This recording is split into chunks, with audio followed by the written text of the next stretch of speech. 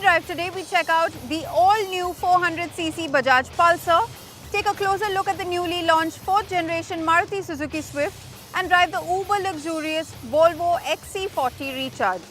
Hello and welcome to Overdrive. I am Soini Dutt. Bajaj has just launched its most powerful and the largest capacity Pulsar ever, the 400cc Pulsar, and here's Chris with all the details about this motorcycle.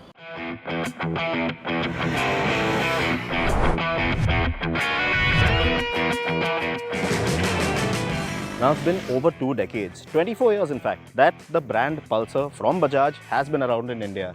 And since the early 2000s, with the early 150s, the 180s, the carbureted versions down to the 220 Fi, well, they have been delighting customers all across the country with what they had to offer in terms of affordable performance machines. Now, up until now, you had the N250, which was previously the most powerful, largest capacity Pulsar that you could get your hands on. But now we are out with the latest model. This is the NS 400Z. With the pricing that Bajaj has priced it at 1,85,000 rupees, it is also the most affordable 400cc single-cylinder bike that you can get in the country today. But is it the bike that Pulsar maniacs have been waiting for? We're about to find out. Now, the styling of this motorcycle has received quite a bit of flack from the online community. But in all honesty, this motorcycle doesn't really look all that bad once you actually have it standing in front of you. Now, in terms of aesthetics, this is an NS series motorcycle at the end of the day, and that stands for Naked Sport. So of course, it's sharp, it's sporty in terms of design, and although the rear of the motorcycle does resemble what we've seen in the previous smaller generation, smaller capacity Pulsars of the NS series, well, there's a lot going on in front and there's a lot to talk about. Sure, the NS 400Z borrows some of its parts from the other Bajaj built bikes, like the mirrors that are taken right off the Dominar. Then you have the turn indicators from the KTMs and the tank and split seat from the smaller NS bikes. But it all falls into place quite nicely with the new parts on there, like the headlamp unit. Lighting all around is LED, and the headlamp has some snazzy Z-shaped DRLs on either side of the projector lamp, which look nice. The 43mm upside down fork up front lends the bike a brawny stance, while the tank extensions, which neatly flow into the radiator cowl, keep things at the start of the midsection neat indeed. There are these small curves at the tail panels that contribute to the tidy design flow at the rear as well. From afar, now this bike's silhouette may resemble the older smaller capacity NS bikes, but on closer inspection, the finer details will be a lot more evident. Overall, I find the bike to look very nice and tidy indeed. Now, in terms of features, well, the Bajaj NS 400Z does pack quite a few of them. Now, this is the first Pulsar to actually have a ride-by-wire throttle. Then you have stuff like adjustable levers at both ends. That's a slip and assist clutch, which makes life in the city and out on the highway quite easy. And of course, you do have riding aids like traction control, riding modes, ABS, 4 riding modes that alter the way the ABS kicks in. And of course, you have this nice bonded glass reverse LCD screen that has a small section that allows you to toggle between your Bluetooth commands and your turn-by-turn navigation. So a very interesting package as a whole. Now, some will have also noticed that the NS 400Z doesn't get clip-on bars like the smaller NS 200. But out here, the wide hydroform tube bar is meant to offer good amount of stability while proving not to be tiresome over long rides, which is a good thing. There's 4 ride modes on this bike, and you have full access to the 40 PS of power on tap in sport mode, while the power delivery is dialed down through road and off-road modes to rain mode. Now, ABS over here can't be switched off completely, and each ride mode dictates the way the dual channel ABS intervenes. Sadly, these settings are fixed presets and can't be tweaked around at all. Traction control can only be switched off in sport and off-road modes as well. Now, it gets the same 373cc single-cylinder liquid-cooled motor that powers the Bajaj Dominar 400, and it retains the same state of tune too. Power and torque figures remain unchanged at 40 PS and 35 Nm, but its rate of delivery isn't as relaxed as on the touring-friendly Dominar. The power and torque delivery has altered tremendously on account of the larger sprocket at the rear by 1 tooth. Then you have the ride modes with different power maps, and also mainly due to the 18 kg weight deficit. The lighter handlebar, the wheels, the swing arm, the suspension units all contribute to keeping the weight of this bike low. Now, in terms of posture, well, pretty upright and nice, but then again, once you really get down to riding hard and fast, this motorcycle feels really up for it as well. It's quite comfortable and you can ride this bike fast. It allows you to, because the way it's set up, the way the suspension is set up, it allows you to stick into corners nicely, and of course decent ground clearance as well. Now the wheelbase has been shortened by around 20 mm from the Pulsar NS 200, which is great. So you do have that additional bit of a little more agility, let's say.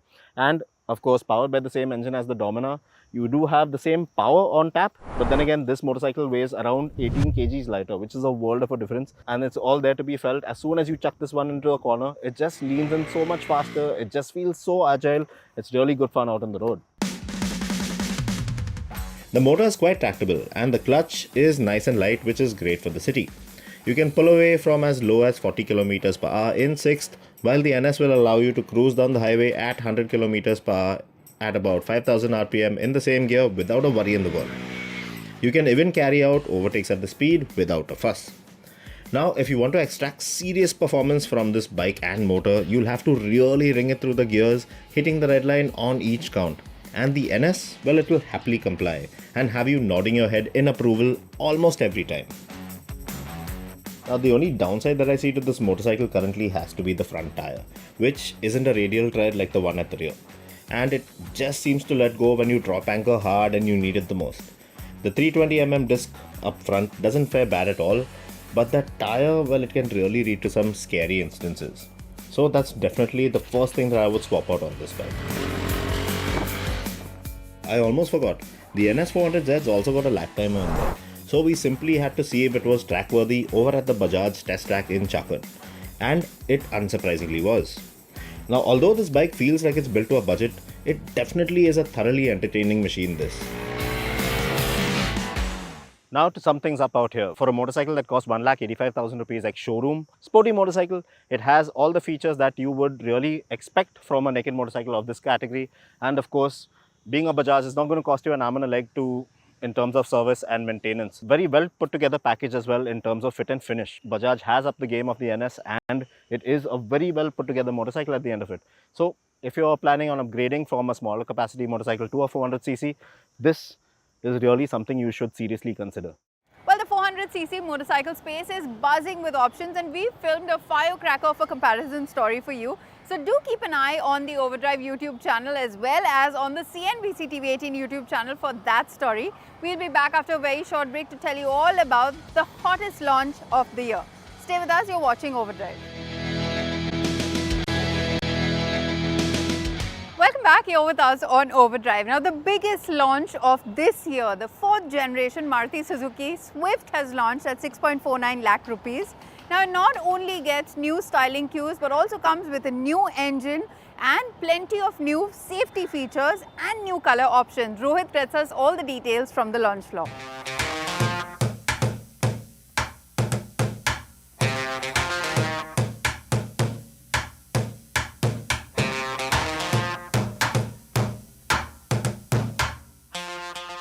This is the all-new Swift, the 4th generation of the Swift. Is it all new or not is something we'll answer in our review. But for now, what is important is that it's sitting on the same wheelbase of 2450 millimeters, and there's of course the new design. So that new design is what you want to take a look at. This has got these swept back headlights with that new L-shaped DRL. You see the turn blinkers down below. That's going to be a regular filament bulb. That's going to be a projector LED. That's your fog lamp. And you will see that there's not much garnish now on the grille. They have done this nice gloss black color, gloss black detailing as well. The detailing is very similar to some of its Nexa siblings, and that Suzuki logo is going to sit on top, and that is where you see the clamshell bonnet. Now the beauty is that character line is going to run all the way through. It's going to turn into the shoulder line for this vehicle, and then it's going to continue all the way back as well into the tail lights. And then these tail lights are going to give you this nice angular arrangement, and when you close the boot, it's essentially going to create two character lines even on the boot. It's going to continue having these blacked out pillars which give it that floating roof effect, and it's got a bluish tinge to it. You can see it on the camera right now. That bluish tinge looks really good with this. You're going to get these contrasting black ORVMs in that similar bluish black color. It's going to have those turn blinkers as well. And if you look at the wheels, these are going to be 15 inches short with 185 section tires. These are diamond cut wheels. The lower end variants are going to get 14 inches of course. So like I said, the wheelbase is going to remain the same. The height is slightly lesser, so is the ground clearance. And now if we look at the cabin, so the cabin is going to have this new 9-inch screen, and then there's going to be a 4.2 multi-info display right inside. You have these AC vents right here. It's got the climate control system on the top end variant, 9-inch screen, like I said, with 40 connected technologies. You also have this wireless charger right here. There's going to be a 12-volt charger here. There's going to be a USB-A port here. And right in between the two seats, you're going to see a USB-A port and a USB-C port. So a total of 3 USB ports. Now in terms of the seating, you're going to see a nicely textured seat. There's that all black layout. Now if you want black and beige, that's going to come in the Desire. You're not going to get it here. And in terms of the instrumentation, you're going to get that tachometer. That's the only one that gets the bezel right there. And there's going to be a 4.2-inch full color MID, and right next to that is the speedometer. Now the other big deal is going to be under that hood, of course. So you get the 1.2 liter 3-cylinder engine now. So it's still an 1197cc engine like you had previously, but that was a 4-cylinder. This is the new Z family of engines, or Z family of engines. It's called the Z12E, and this engine is essentially going to give you about 80 PS of power, which is slightly low on power compared to the outgoing model. But what's important is that there is 10% fuel economy gain on the manual transmission, 14% fuel economy gain on the AMT. So internationally this engine comes with a CVT, but in India we are going to get the AMT, or the automated manual transmission. So you're getting a 25.75 kmpl claim on the AMT, and on the manual you're going to get a 24.8 kilometer claim. And in terms of the CO2, that engine has dropped by 12% on the CO2 emissions, so it's also going to be cleaner. Now in terms of the acceleration, they are claiming a 10% better acceleration than before and a 3% better initial torque. Let me also open the door to give you a quick idea of what the rear seat space looks like. There's not going to be much of a change there, but it's still a pretty low roof, and this is only going to be good for a kid or adults for just short journeys. Long distance journeys for adults might get a little cumbersome, but more on that when we do the full-fledged review of this vehicle. Now the other big thing is that there are going to be 6 airbags, which is going to be standard across the range. 3-point seat belts are going to be standard across the range. You're also going to get hill hold assist, ESP, and in terms of the platform, it carries over the hardtech platform from the previous car with a lot of modifications, of course. But you are going to get 45% high strength steels, and out of which 20% is going to be ultra high strength steels. Now in terms of the colors, there are going to be a total of 9 colors, including 2 dual tone variants, one of which you see here. Now this shade that you see here is not exactly red, it's a bit orangish. It's called Novel Orange, and there's also going to be the Luster Blue. That is the communication color. In fact, these two are going to be the communication colors and the new colors for the new Swift.